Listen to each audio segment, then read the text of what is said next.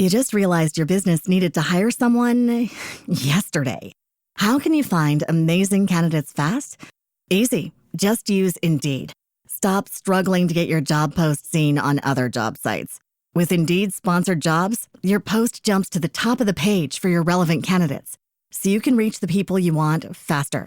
According to Indeed data, sponsored jobs posted directly on Indeed have 45% more applications than non-sponsored jobs. Don't wait any longer. Speed up your hiring right now with Indeed. And listeners of this show will get a $75 sponsored job credit to get your jobs more visibility at Indeed.com/ARTS. Just go to Indeed.com/ARTS right now and support our show by saying you heard about Indeed on this podcast. Terms and conditions apply. Hiring? Indeed is all you need. Érase una vez un reino donde todo el mundo era feliz. ¿Cómo que era? Eso es, era.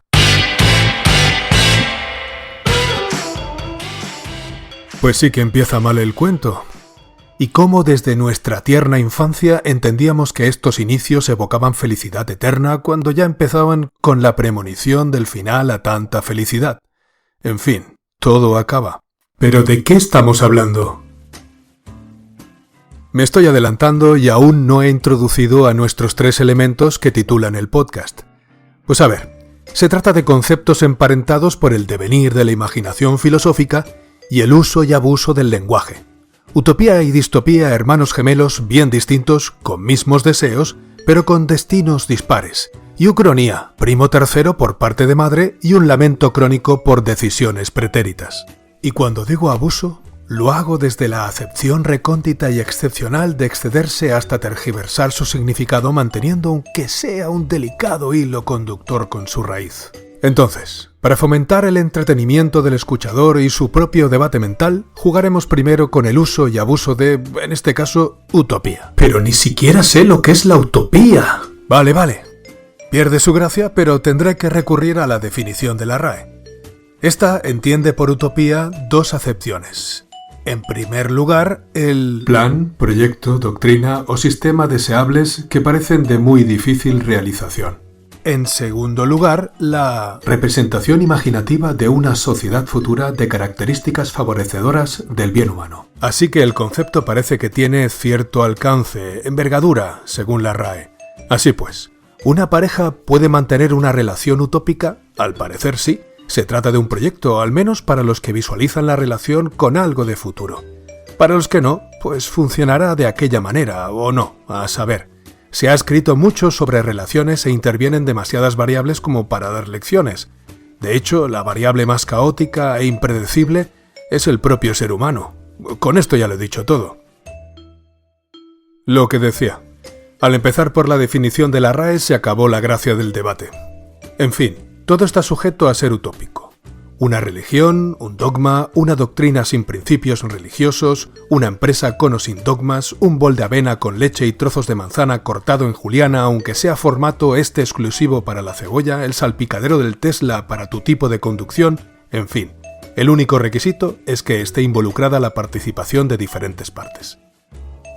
Y ahí me da por recordar un fragmento del libro Sapiens, que mencionaba algo así como: un pelotón de 30 soldados e incluso una compañía de 100 soldados pueden funcionar bien sobre la base de unas relaciones íntimas, con un mínimo de disciplina formal. Un pequeño negocio familiar puede subsistir y medrar sin una junta directiva, pero una vez que se cruza el umbral de los 150 individuos, ¿cómo consiguió el Homo sapiens cruzar este umbral crítico? El secreto fue seguramente la aparición de la ficción. Un gran número de extraños pueden cooperar con éxito si creen en mitos comunes. Bueno, aquí ya nos metemos en el terreno de la condición humana. Y para ser más explícito, cuando se dice eso, entre muchos otros atributos, se menta la corruptibilidad, la contradicción, el orgullo, la eterna insatisfacción del ser humano y su falta de empatía hacia otro ser, y no precisamente debe ser humano. De ahí la cuarta acepción de la RAE con fragilidad, o flaqueza propia del ser humano, cuando en su quinta acepción, sensibilidad, compasión de las desgracias de otras personas, benignidad, mansedumbre, afabilidad. Qué contradicción cuando a eso se le llama también humanidad, ¿verdad? Que te pierdes. ¿Cómo? Que te pierdes. Cierto, cierto. ¿Y quién creó este concepto? Pues este fascinante palabra, utopía, se dice que proviene del helenismo, vaya, del griego, para que nos entendamos, y se traduce como no lugar. Y un tal Tomás Moro, ahí por el 1516, año en el que, como ya sabemos todos, el renacentismo estaba en pleno apogeo. ¿Sabéis que apogeo también es el punto de una órbita en torno a la Tierra más separado del centro de esta? Vaya, qué bien. Pues eso, que Tomás Moro creó una fábula en un libro que tituló el muy cachondo como Librillo verdaderamente dorado, no menos beneficioso que entretenido, sobre el mejor estado de una república y sobre la nueva isla de Utopía. Pero en latín. Thomas More nació en Londres en el 1478 y fue... Vamos a ver. Abogado, pensador, teólogo, político, humanista, escritor, poeta, traductor, profesor de leyes, juez de negocios civiles y Lord Canciller de Enrique VIII, ni más ni menos.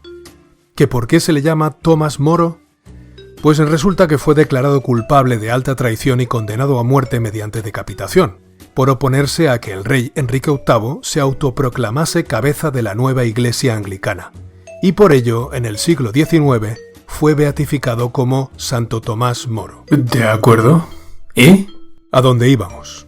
Utopía, esa isla artificial descrita en el libro por un explorador, un tal Hiplódeo, citada cerca de las costas de Sudamérica. La isla fue creada por mandato del rey Utopo, separándose del nuevo continente. Expone una sociedad, sistema político, legislativo y religioso ideal, o al menos para él, para Santo Tomás.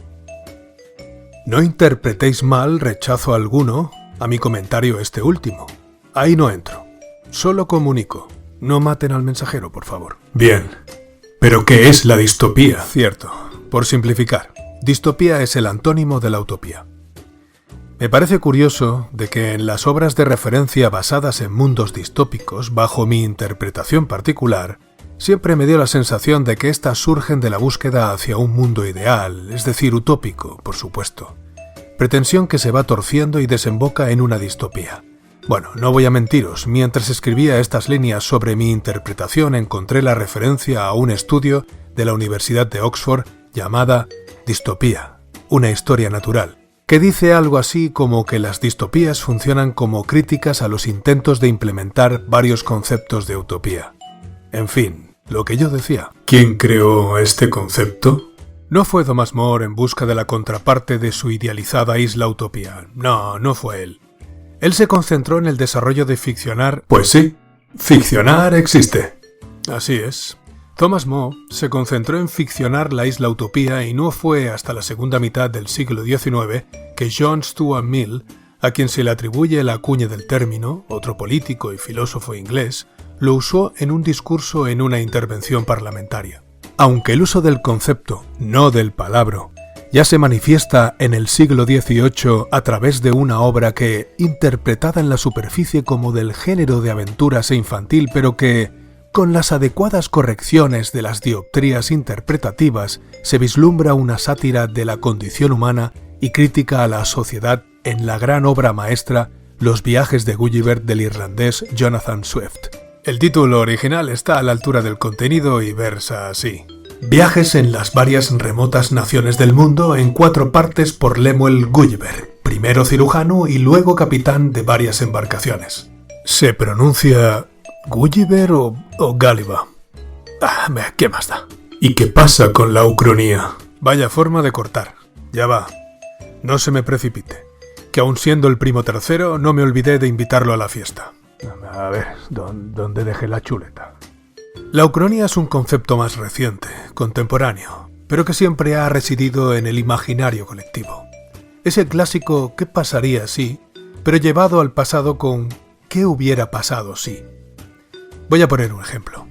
Te ves en la oficina soportando el tedio de cada día entre rutinas y falta de motivación, y te alcanza de golpe un pensamiento amargo recordando un puesto de trabajo que se te ofreció unos años atrás y te preguntas: ¿qué pasaría si hubiese aceptado ese trabajo? Pues que ahora estarías también amargado por levantarte pronto y ganar poco. Bueno, esto último ha sido gratuito. Ahora se entiende mejor, ¿verdad? Pues ponlo en un contexto más rimbombante, como por ejemplo, que el coronel Tejero hubiese logrado su propósito. ¿Cómo estaríamos ahora en España? No espero respuestas, era una pregunta retórica, solo lo exponía como ejemplo estremecedor. A ver, otro. Imagina que los discursos de Jesús por Galilea y sus lares no hubiesen cuajado. Imagina, ni Reyes Magos, ni fiestas de Navidad, ni agárrate, ni Vaticano, ni Papa, ni la Madre que... Bueno, no sigo. Pero de nuevo, la condición humana ya se hubiese encargado de llenar ese vacío espiritual con otros entes imaginarios. Ya, pero ¿cuándo empezó? El término se acuñó a mediados del siglo XIX por el filósofo francés Charles Reneveux, o algo así, en la obra Ucronía, la utopía en la historia. Usando la misma construcción helénica del término Ucronía, se traduciría como tiempo que no existe o no existió, y con él se define el término con el que se supone la posibilidad de un cambio radical de la historia por la más ligera desviación de su curso. Como en los términos anteriores, ya se especulaba mucho antes de su acuñe, pero no se tiene muy clara cuál fue la primera obra.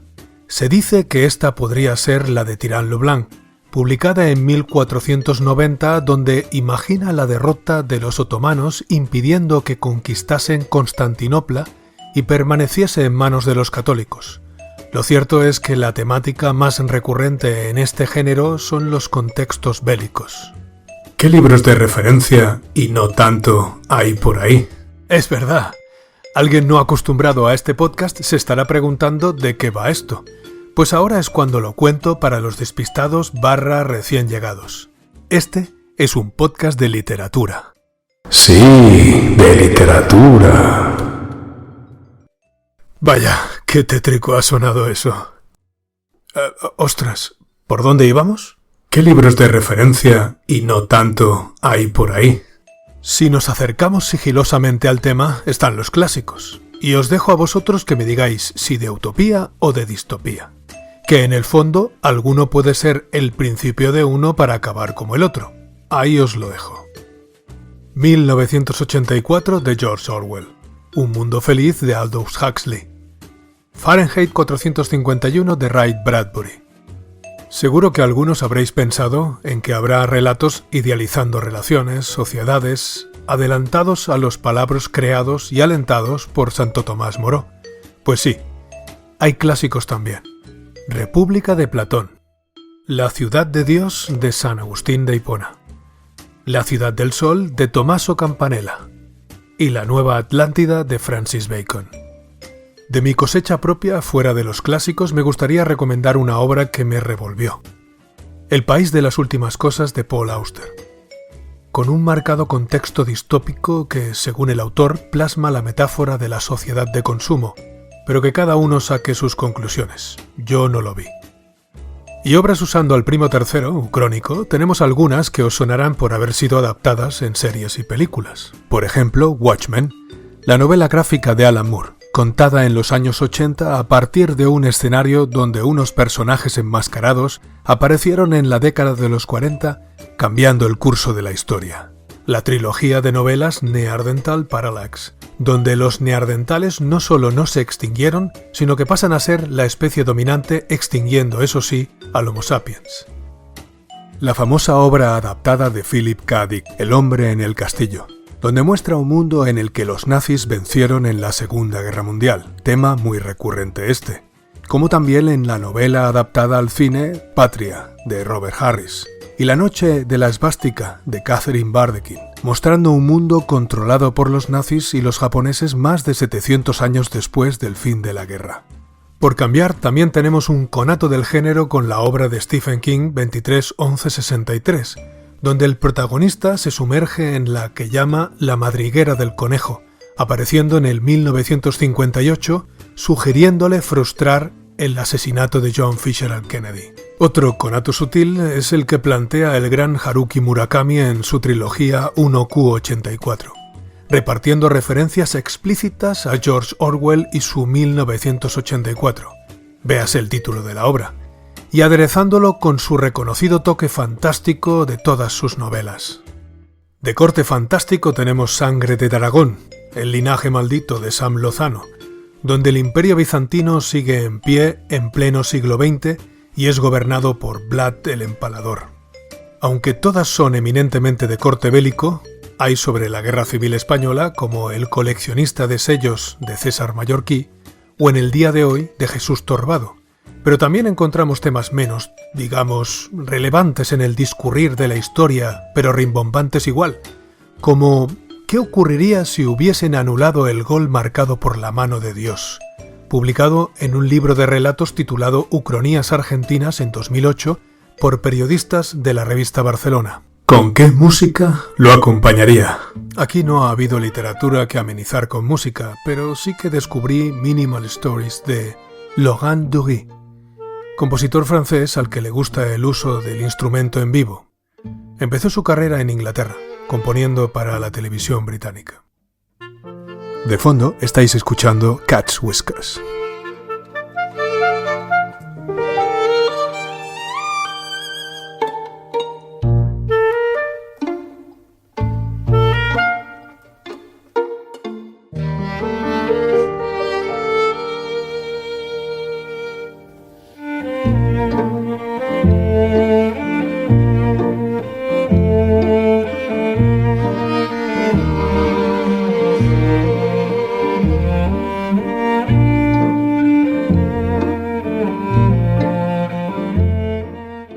La despedida.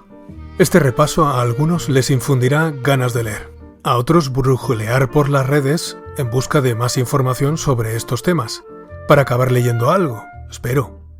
Habrá también un tercer reducto donde se parapetarán los que ni una cosa ni la otra, que me atrevo a pensar de estos que no estarán ni a la escucha de este modesto pero exquisito podcast. En fin, que cada uno lea lo que quiera, pero que lea.